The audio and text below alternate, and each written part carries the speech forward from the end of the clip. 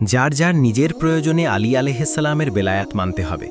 আমার প্রতি যে ঈমান আনে ও বিশ্বাস স্থাপন করে, তার প্রতি আমার উপদেশ হল তার নিজের জন্য যেন আলী ইবনে আবি তালিব আলাইহিসসালাম এর অভিভাবকত্বকে মেনে নেয়।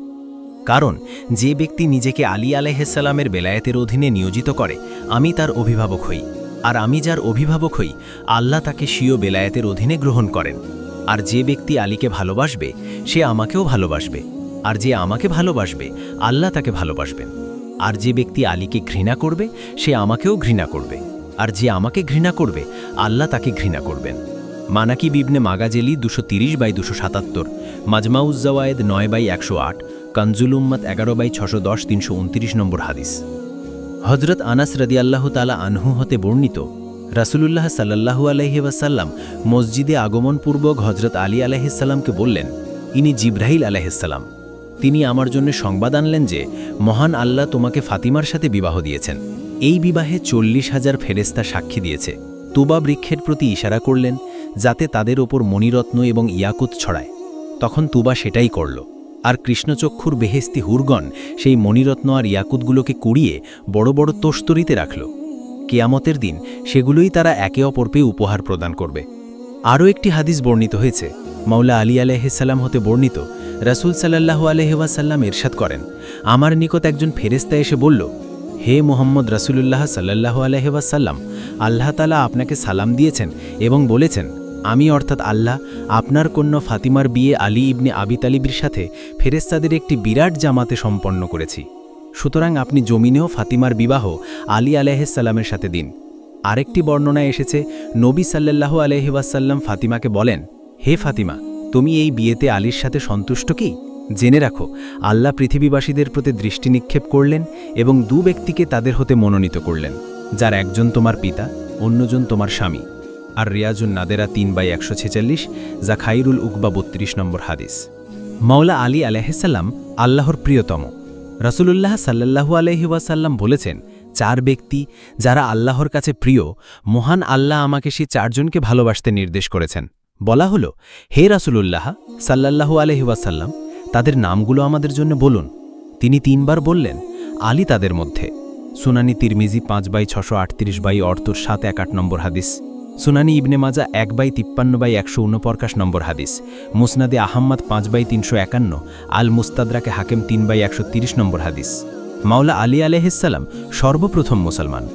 রাসূলুল্লাহ সাল্লাল্লাহু আলাইহি ওয়াসাল্লাম বলেছেন, তোমাদের মধ্যে সবার আগে হাউজে কাউসার প্রবেশ করবে সেই ব্যক্তি যে সবার আগে ইসলাম গ্রহণ করেছে, আর সে হল আলী ইবনে আবি তালিব আলাইহিসসালাম।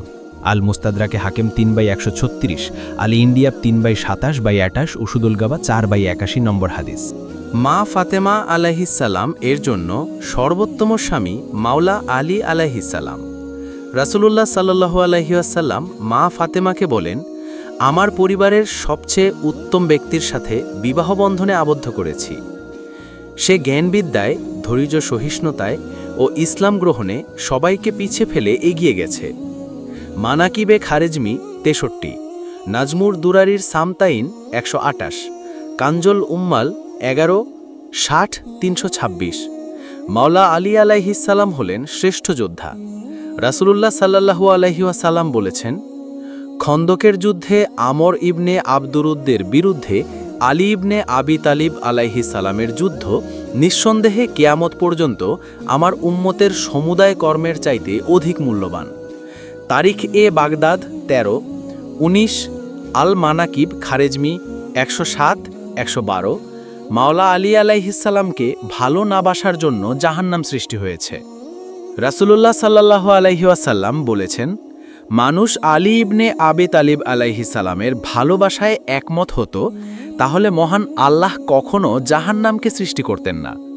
আল ফেরদৌস 3-373-1-326, আল মানাকিব খারেজমি 67-39, মাকতালুল হুসাইন আলাইহিসসালাম খারেজমি 1-38। মাওলা আলী আলাইহিসসালামের ঈমানের পাল্লা ভারী। রাসূলুল্লাহ সাল্লাল্লাহু আলাইহি ওয়াসাল্লাম বলেছেন, আসমানসমূহ এবং জমিনকে দাড়িপাল্লার এক পাশে আর আলী আলাইহিসসালামের ঈমানকে আরেক পাশে রাখা হয়, তাহলে আলীর ঈমানের পাল্লা ভারী হবে। আর রিয়াদুন নাদরা 3-206, আল ফেরদাউস ৩ ৩৬৩ ৫১, ইমাম আলী ইবনে আসাকির ২ ৩৬৪ ৮৭২ ৩৬৫ ৮৭৩, আল মানাকিব খারেজমি ৭৭ ৭৮। মাওলা আলী আলাইহিস সালামের গুণাবলীর উপকারিতা। রাসূলুল্লাহ সাল্লাল্লাহু আলাইহি ওয়াসাল্লাম বলেছেন, আলী আলাইহিস সালামের ন্যায় গুণাবলী অর্জনের মতো আর কোনো অর্জন অধিক উপকারী নয়, কারণ তার অধিকারীকে হেদায়েতের পথে পরিচালিত করে এবং নিজ ও হীনতা থেকে দূরে রাখে। আর রিয়াদুন নাদরা ৩ ১৮৯, জাকাইরুল উকবা ৬১। মাওলা আলী আলাইহিস সালাম হলেন সত্যের অগ্রদূত। রাসূলুল্লাহ সাল্লাল্লাহু আলাইহি ওয়াসাল্লাম বলেছেন, অগ্রদূত ৩ জন, মুসাকে মেনে নেওয়ার বেলায় ইউসা ইবনে নুন, ঈসাকে মেনে নেওয়ার বেলায় ইয়াসিনের মালিক, আর মুহাম্মদ সাল্লাল্লাহু আলাইহি ওয়াসাল্লামের সাথে যোগ দেওয়ার ক্ষেত্রে আলী ইবনে আবি তালিব আলাইহিস সালাম। আস সাওয়াইকুল মুহরিকা ১২৫, মাজমাউজ জাওয়াই ৯ ১০২, জাথাইরুল উকবা ৫৮, আল মুজামুল কাবির তাবারানি ১১ ৭৭ ১১১৫২। ভিডিওটি এখানেই শেষ করছি। আল্লাহ হাফেজ।